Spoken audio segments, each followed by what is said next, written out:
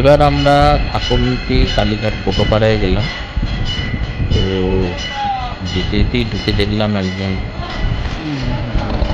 বা মনে হয় এটা তো বাড়ি নয়, ঠাকুর বাড়ি করে নিয়ে যাচ্ছে। তারপরে আমরা অনেক জায়গায় সার্চ করলাম, কালীঘাটে ভালোই এবারে ঠাকুর নিয়ে বসেছে। অনেকগুলো দোকানই বসেছে কালীঘাটে। যদি মন্দিরের দিক দিয়ে যান ওই দিক দিয়ে সব রাস্তার উপর পর বসে রয়েছে, দেখা যাবে। অনেকগুলো ঠাকুর আমরা দেখলাম, তার মধ্যে একটা ঠাকুর পছন্দই হয়েছিল আমাদের।